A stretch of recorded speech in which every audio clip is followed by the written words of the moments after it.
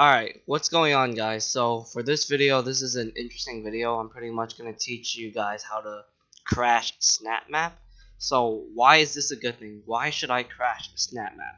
Well, from my experience, it seems like when you crash SnapMap, basically you will not crash in a while. Like basically, the longer you use SnapMap, the higher the chances that you are going to crash.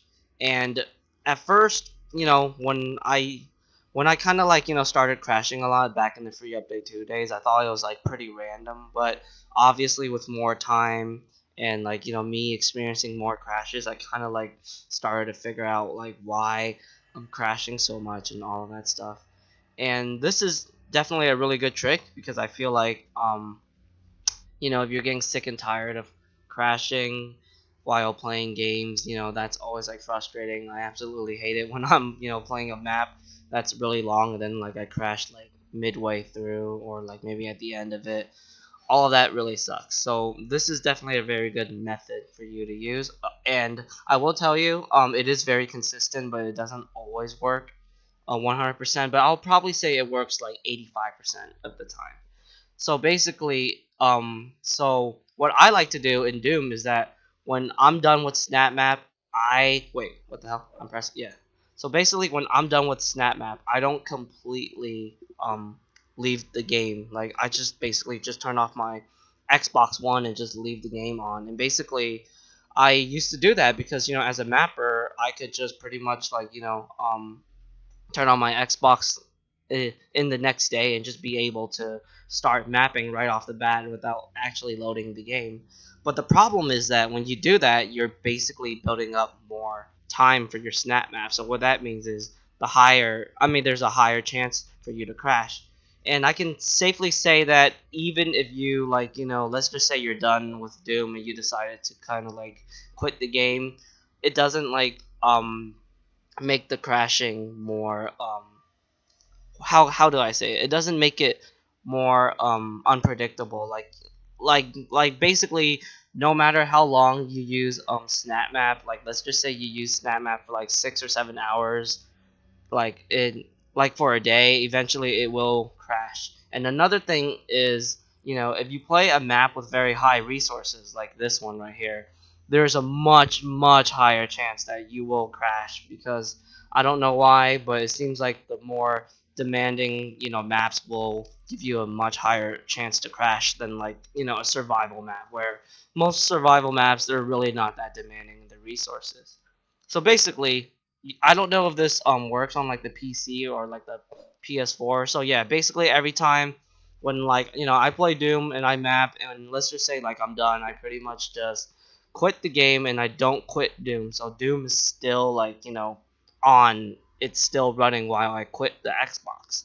And basically, like I said, I would do that to kind of like conveniently map and not go through all the load times. But at the same time, I use that to kind of like crash my games. So let's just say like I'm in the mood for doing some live comms. I'm not a big fan of like getting crashes while doing live comms. So I kind of use this method for live comming. So that's why a lot of the live com videos you've been watching, I haven't like been able to crash or anything like that because I always use this method before I you know, actually do the live comps. So yeah, basically you gotta use SnapMap a lot.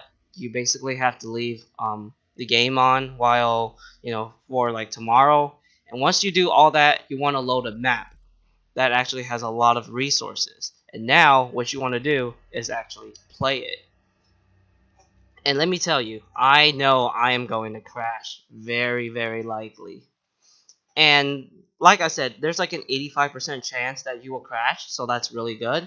But the 15% chance is that or maybe like 15 to 5% chance, sometimes you won't crash, which is really weird. And all I gotta say is, I don't, all I gotta say is like, you just gotta roll with it. I mean, sometimes, for whatever reason, this method doesn't really work consistently but it should like work most of the time and it's good when it works most of the time. So what that means is you can pretty much enjoy playing SnapMap without getting that sense of paranoia that you're going to crash because I definitely get that when I'm using like SnapMap for so long and yeah, nobody likes to crash in SnapMap. It just sucks.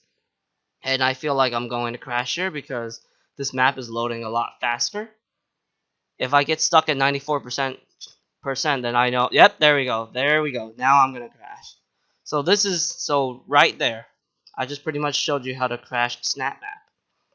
So just like I said at like the beginning of the video, one of the great things about crashing SnapMap is when you crash, you won't have to crash in maybe like 4 to 6 hours later. Like it really depends on like what map you're playing. Like I said, if you're playing a map that's very resource intensive, there's a much higher chance you will crash than playing a map that's not resource intensive. And yeah, I think that's pretty much all I gotta say for for this video. I don't know if people are gonna like find this video very helpful. I personally think it's helpful, especially for my live comms, because I never ever want to like play for like 2 hours and then get like a random crash on like the first map, and it's like at the end of the first map. Like that can be extremely frustrating. But yeah, that's pretty much like a little method or exploit I pretty much discovered like months ago. I did kind of tell Void Runner about this, and I think I did kind of tell a couple of my other friends here. But yeah, now I'm gonna like officially make it public for all of you guys. So if you guys are sick and tired of getting all these random crashes, well now you can kind of like consistently crash the game, and then you won't be able to like um what is it? You won't be able to get those annoying random crashes anymore. Or at least like you have a better idea of how like the crashing works in SnapMap. With that said, thank you for watching, people, and stay tuned for more YouTube videos.